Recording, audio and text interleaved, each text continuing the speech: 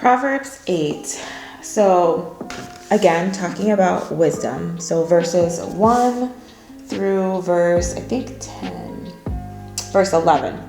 So it's just talking about, it opens up with, does not wisdom call out?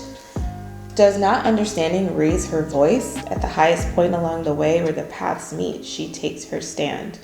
And I guess this is saying to me, the way that I interpret it, and I could be wrong, is that sometimes when we are going to make a decision, and I thought of it because it says paths, where the paths meet, right? We have two choices usually. We can choose God or we can stray away from God, right? We can choose sin.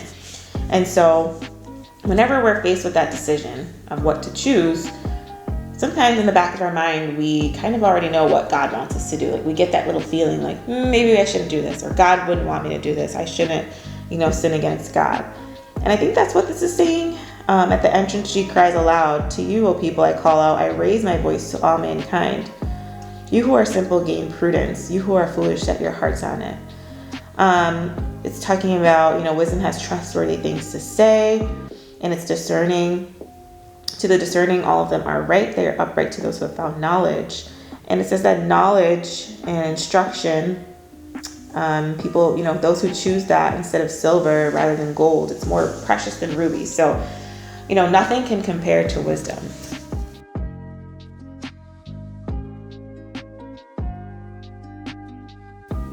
And this Proverbs is talking about wisdom as if wisdom is talking to us, which is really interesting that, the author took that stance. I, wisdom, dwell together with prudence. I possess knowledge and discretion.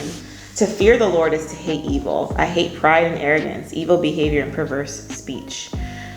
And so this is saying that, wisdom, to be wise, is to fear the Lord and to hate evil.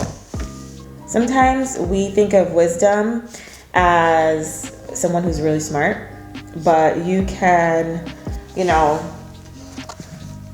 have no ability to read, right? You cannot be able to read and write and not have an education. Maybe you don't have a high school education or, degree, and you can still be wise. Wisdom, it has nothing to do with educational knowledge. It has to do with God and fearing the Lord and hating evil, pride and arrogance and evil behavior. You cannot be prideful and arrogant and also be wise. It just doesn't jive with each other.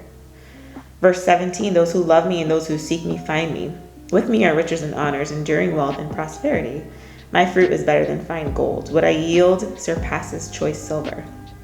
And again, wisdom has no value. It's invaluable. It's so much more valuable than the things of this world.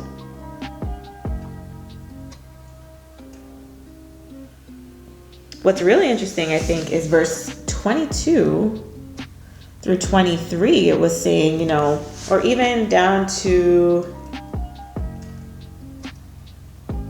verse 31, actually.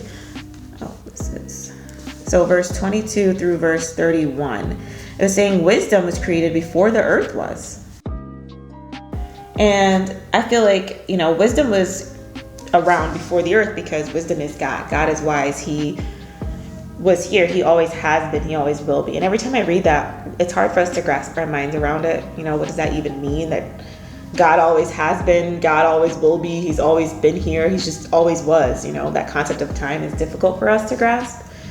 But, the word is saying here that wisdom always has been, and it's because God always has been.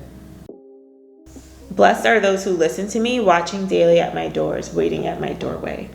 For those who find me find life, and those who fail to find me harm themselves. So again, getting wisdom from God. And again, what we've talked about before, wisdom from God includes studying the word. Those are the ways that we will have life. That's all I have for today's video. Please let me know what you learned. I post a new Bible study video every single day during the month of January 2021 at 7 a.m. Eastern Standard Time, but normally I post Monday, Wednesday, Friday at 7 a.m. Eastern Standard Time. And I can't wait to study the Bible with you again.